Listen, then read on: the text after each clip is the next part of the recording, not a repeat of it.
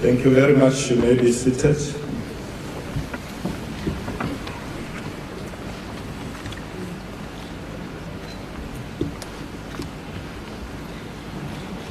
Thank you very much. Let me start by acknowledging the program director, Ms. Jones Joseph. I'm not sure if the Premier of Gauteng has arrived, but I'm told he was here yesterday, may not be coming today. I'm also told the Minister of Transport had to rush to Namibia for some urgent business. A very good morning to Deputy Minister Mandu. Also, let me take this opportunity to recognize the President of NAMSA, Mr. Billy Tom, and members of the board, all your colleagues, NAMSA CEO, Mike Mabasa, and the Advisory Council, partners who have made this event possible. We also recognize you this morning, officials from the presidency and government who are here with us, and various government agencies, members of the media, distinguished guests, ladies and gentlemen, a very good morning to all of you. First, let me take this opportunity to thank you, NAMSA, for inviting me to form part of this year's South Africa Auto Week, which brings together industry leaders to discuss and find solutions to some of our country's pressing challenges, and also to unpack how we can put brakes on the bottlenecks to expanding local manufacturing while producing more green cars for the future. In the light of this, I believe that reimagining the future together, driving an industry of the future today, is an appropriate theme for this year's event, as it encourages introspection and captures the spirit of shared aspiration to mold a brighter future together. As government, we value innovation. We value collaboration because we believe they can move the sector forward and pave the path for a more sustainable and technologically advanced future. For the past 3 decades, the automotive industry has been fundamental to South Africa's economy. South Africa has developed and maintained a world-class automotive manufacturing value chain through ongoing government policy support and constructive collaboration with all industry role players. A key feature of the South African automotive industry is the way government, along with all industry role players, constructively cooperate to optimize the contribution of the industry to the country's economy. One of the attractions of South Africa's automotive policy regime has been our long-term vision and consistency. Since 1995, when the Motor Industry Development Program, MIDP, the Automotive Production Development Program, APDP, and the APDP2 were introduced, the automotive industry has experienced unprecedented growth and exports and also investment capital. The performance of the South African automotive industry is contingent upon a strategic collaboration between the sector and government in order to foster the growth and advancement of the industry, but particularly in the realm of manufacturing. Therefore, the growth of the manufacturing sector must be sustained as it serves as a foundation of both social and economic development. I was saying to President Tom there when we were meeting this morning that, and he was indicating that we're currently about 1% of the global market in this sector, and we need to grow. And he was saying to me that, Australia made a big mistake because they changed their policy and never and removed the subsidies that they were making at the time. So I then said to him, in fact, we nearly went that route as South Africa. Around 2004-05, when I was the MEC for Finance in Gauteng, national government was in fact discussing removing incentives for the automotive sector. And BMW, based in Gauteng, of course, said to us, the CEO then said, look, it's going to be difficult for us to continue. And he was summoned to Germany because the head office was meeting to take a decision that BMW will disinvest in South Africa. They'll go elsewhere where they'll get incentives.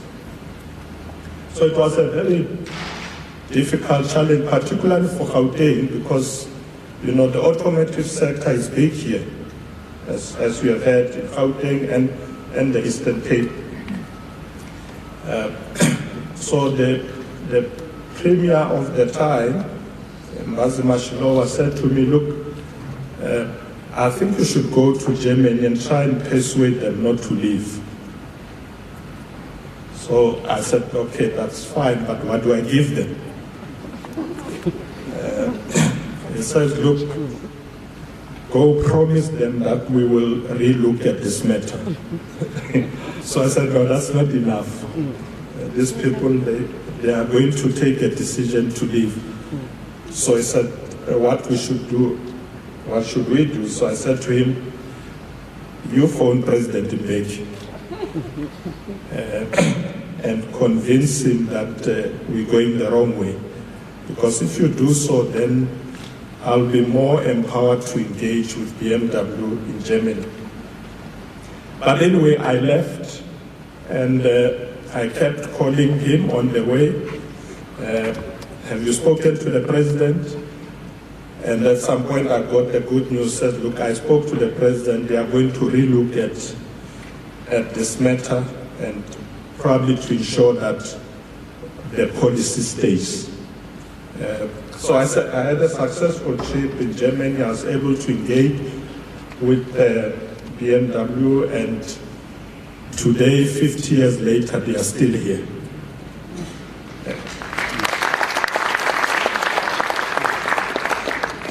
So I think it's important, Program Director, for us to emphasize that it is a correct policy, as the Deputy Minister was saying. It is a correct policy for us to be able to give incentive to the automotive sector to be able to continue to produce vehicles here in South Africa. I have said already that the performance of the South African automotive industry is contingent upon a strategic collaboration between the sector and government in order to foster growth, create employment as they advance industry, particularly in the realm of manufacturing. As a result of its connection throughout the economy, manufacturing's multiplier effects are higher than in most of the other sectors. As government, we understand the importance of a thriving automotive industry in terms of being a large-scale employer, the largest manufacturing sector in the country's economy, and a very successful exporter. President Paul was telling me earlier, said to me, you must convey to the President that we contribute 5% of GDP. So we must remember that. So indeed, I think it's a very important sector. The automotive industry is not only the largest manufacturing sector in the South African economy, but it also represents approximately 460,000 highly skilled direct jobs in the formal supply chain and annually invest billions of rands. In addition, more than 1.4 million South Africans are employed by the informal automotive value chain. Ladies and gentlemen, although the domestic new vehicle market in 2022 was still on its recovery from the pre-COVID-19 levels, the industry actually excelled on the export side with several records.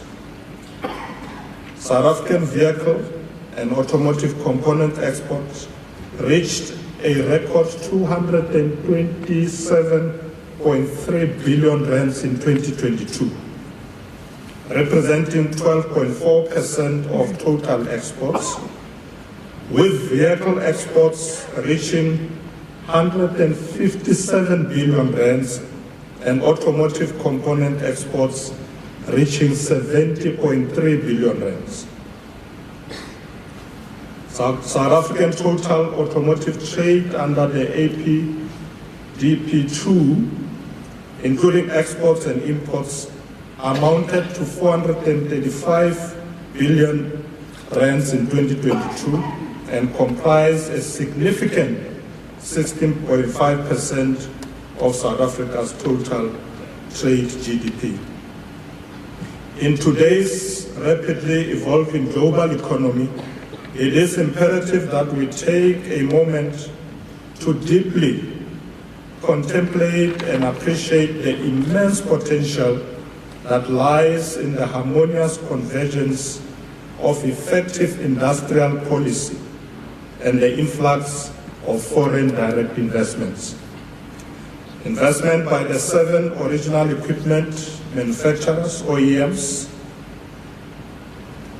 with technology embodied in the investment and promoting domestic value addition, amounted to 7.1 billion rands in 2022, whilst the component sector received investments of 4.5 billion rands. Around the beginning of July, I was in Roslyn. I was invited by BMW, and they announced at that time that BMW will be investing an additional 4.2 billion rands to manufacture a plug-in hybrid version of the next generation of their iconic X3 SUV for 2024.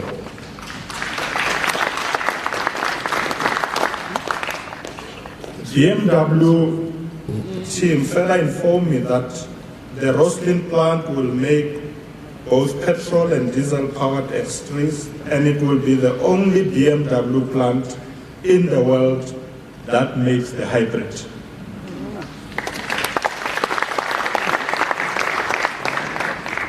So, ladies and gentlemen, this is a very important step for the country, and we must continue creating favorable conditions to attract more investments and opportunities such as this in our country. I know also when I was there, BMW informed me that they are also training young people in South Africa. I think in their training center in Pretoria, in mainland, they are training about 2,000 young people who will be deployed in some of these factories to manufacture cars, which I think is good news. In September, another major international brand, Stellantis, South Africa, announced that it will also invest 3 billion rand to develop state-of-the-art new vehicle manufacturing facility in the Eastern Cape province to be located at Guga. We welcome that.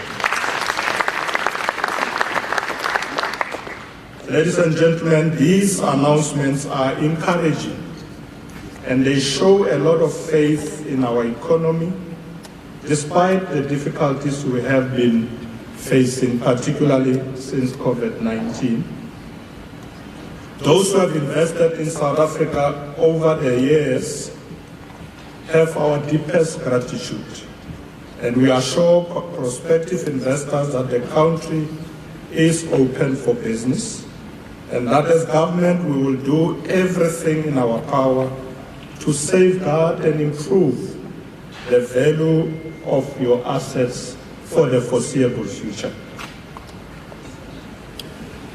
As I have mentioned before, South Africa's industrialized economy recovered faster than expected from COVID-19 pandemic. However, we recognize that there are uneven levels of recovery across sectors. So we are determined to provide, as government, needed support across sectors towards a thriving economy. I think most of you would have heard from the Minister of Finance that the economy is growing once again, albeit at a small pace. I think in the first quarter about 0.4%, second quarter 0.6%. We actually need much higher growth to be able to deal with the challenges we face, particularly high levels of unemployment amongst young people. But it's good that we're not regressing. There is growth, but we need much higher growth. Ladies and gentlemen, to facilitate a fair and equitable transition, it is imperative to localize and broaden the scope of domestic manufacturing, value addition, and components for the new energy vehicles. In my opinion, it would be unjust for the automotive manufacturing transition to occur without preserving current employment, but also increasing employment. The dynamics of the South African automotive sector have also changed owing to the consequent global supply chains disruptions, as well as the transition to new energy vehicles. The global automotive industry at present is at important crossroads. OEMs will need to accelerate their development of the new energy vehicle business while simultaneously running the legacy of the internal combustion engine vehicle business. This is because of the eminent demand for eco-friendly vehicles in traditional markets, which means that the transition to new energy vehicles is inevitable for the export-oriented domestic automotive industry, and it will need to commence with making significant investments in innovation and new energy vehicle technology. So we can't avoid this. To achieve this business model duality, OEMs as well as their component suppliers will need to make dramatic changes and fundamentally reshape their businesses. Reshape their business models, configuration, capabilities, but also corporate culture. Therefore, As government and private sector, we must invest more in the skills needed, such as technical skills, expertise in the Internet of Things, machine performance, data, drive automation, insight and intelligence, etc. At a practical level, if South Africa is to take advantage of the current shifts in the world economy, structural reforms, especially in the energy sector, as well as in infrastructure, this is likely to improve the economic productivity, the productive capacity, and international competitiveness. Program Directors, I conclude, I believe the auto industry will change more in the next 10 years than it has done in the last 100 years. This rapid change gives us the opportunity to make cars that are more capable, more sustainable, and more exciting than ever before. Together, as government and the industry, we should consider how to create practical, mutually beneficial, and executable plans that will drive the electromobility revolution that is conducive to the expansion of our own economy. We must create new jobs that are cutting edge and provide exciting employment opportunities, particularly for young people. This month I had an opportunity to address events twice of young people, and they are very determined to be part of driving economic growth. I mean, some of them, the young people we met yesterday, are very innovative, coming with products that they create themselves through a project by Harambee. They have already benefited more than 1 million young people who have gotten on their platform to seek for job opportunities, entrepreneurship opportunities, and government is working with them to support that program. I attended yesterday with the Minister of Labour because he's already working with them. Education department is also on board. So I think it's important that we must support particularly initiatives that are skilling young people. Program Director, we should think about how we use legal instruments such as the recently approved African Continental Free Trade Area Agreement that gives us access to more than 1.2 billion people in the continent.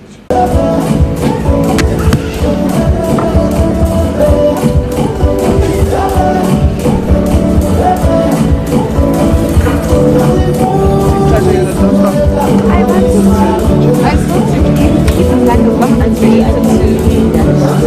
unfortunately. So I don't know, I asked him last night.